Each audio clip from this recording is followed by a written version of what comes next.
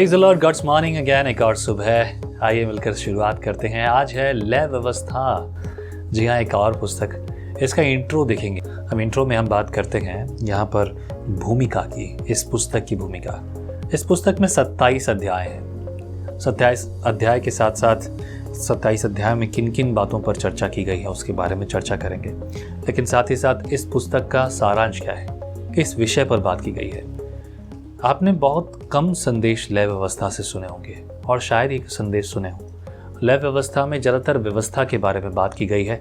New testament time में जब हम रहते हैं तो यहाँ पर व्यवस्था और लॉ हमारे लिए बहुत अलग है। हमारे लिए इट्स ऑल अबाउट ग्रेस, है ना, अनुग्रह की बातें हैं। पर लय व्यवस्था में कुछ खास बातें हैं जिस पर हम संगति करते हुए रोज़ कुछ ना कुछ सीखेंगे। आमीन। तो प्रभु हमें सिखाए, प्रभु हमें रोज़ बढ़ाए।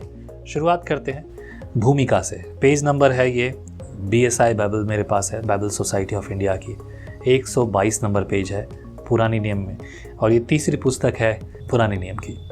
यहाँ लिखा है, लय व्यवस्था नामक पुस्तक में प्राचीन इज़राइल में प्रचलित आराधना और धर्म विधियों से संबंधित नियमों का वर्णन है।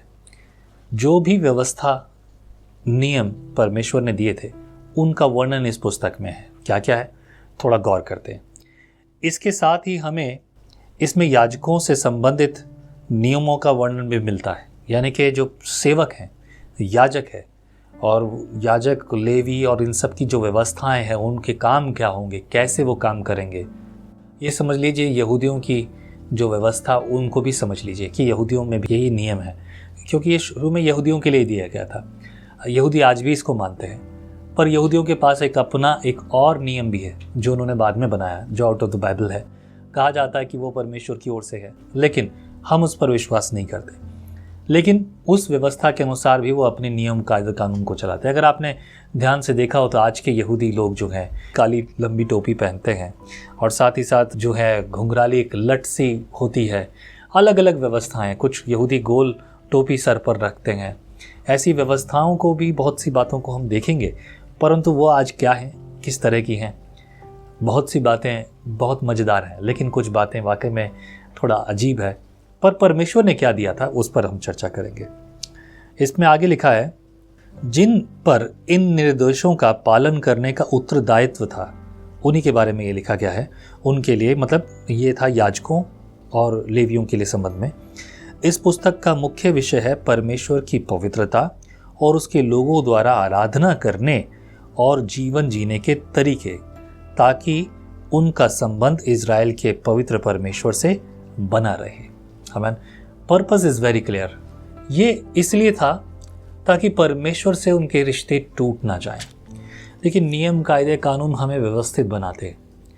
अगर हम स्कूल जाते हैं तो स्कूल जाते समय बच्चों को यूनिफॉर्म पहनकर जाना होता है। अगर वो यूनिफॉर्म पहनकर ना जाएं तो क्या होगा।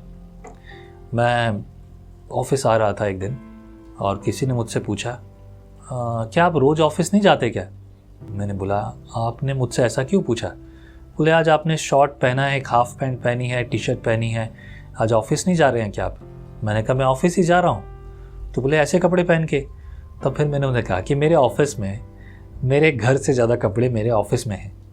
मुझे शूटिंग के समय, दूसरे समय, कहीं आने जाने समय, प्रचार के समय, जब भी कुछ कपड़े पहनने होते हैं तो बस मैं अपने ऑफिस में जो भी चाहूँ वो निकाल कर पहन लेता हूँ। और जब मैं काम करता हूँ, जब मैं कुछ और चीज़ें कर रहा हूँ, तो मैं ये कपड़े पहनता हूँ ताकि वो कपड़े गंदे ना हो। ये uniform is very important. Without uniform आप किसी भी चीज़ को देखें, हमने देखा निर्गमन की पुस्तक में याजकों की यूनिफॉर्म भी तैयार की गई। ठीक है, यूनिफॉर्म इज़ वेरी इंपॉर्टेंट। और नियम कायदे कानून इसी तरीके से बनाए गए हैं। अगर ये नियम कायदे कानून ना हो तो हम भटक जाएंगे। नए नियम में हमारे लिए उद्धार अनुग्रह से है, नियमों से नहीं है, कानून से नहीं है, दया से है जो परमेश्वर ने हम पर की।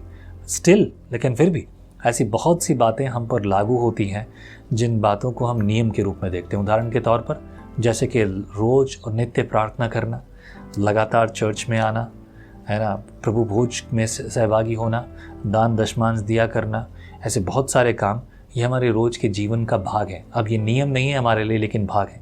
और अगर भाग हैं तो हम परमेश्वर से अलग नहीं होते। इजरायलियों के लिए यही प्रॉब्लम थी। खैर, आगे बढ़ते हैं। इसमें इस प्रकार से आगे लिखा है, इस पुस्तक के सबसे प्रसिद्ध शब्द जो हैं 19 अध्याय के 18 पद में है, जिसे यीशु ने दूसरी सबसे बड़ी आज्ञा कहा है, अपने पड़ोसी से अपने समान प्रेम रखना।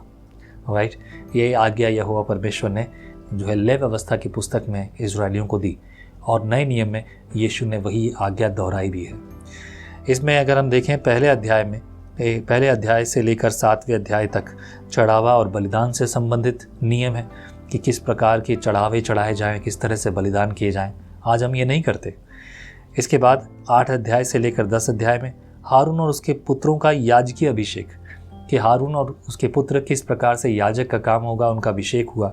और उसके बाद 11 अध्याय से 15 अध्याय तक शुद्धता और अशुद्धता संबंधी नियम, किस तरह की शुद्धता है, किस तरह से लेकर अशुद्धता है ना, इसके बारे में बातचीत की गई। प्रायश्चित का दिन, प्रायश्चित करने वाला समय कैसा रहा, वो 16 अध्याय में है।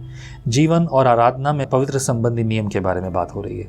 This is also in chapter 17 से लेकर 17 पूरे 10 अध्यायों में ये बात हो रही है। ये भी बहुत ज़रूरी है जानना। जब आपको पुराना नियम समझ में आएगा तब आपको नए नियम की महत्वता समझ में आएगी कि पुराना नियम वाकई में कितना कठिन था। अब समय है तो आइए आगे बढ़ें, शुरुआत करेंगे इसे। कल से हम पहला अध्याय पढ़ेंगे।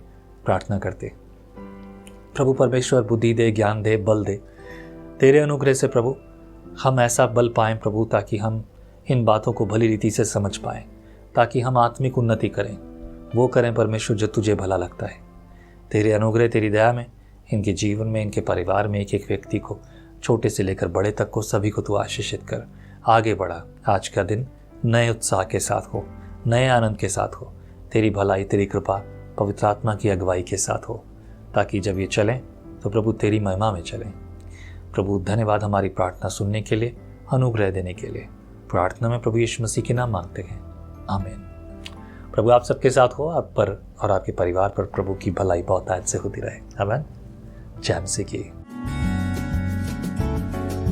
आप कहते हैं एक कप कॉफी मेरा दिन बना देती है, पर आपका मॉर्निंग डिवोशन विजनरी रेडियो और टीवी पर आपकी जिंदगी बना सकता है।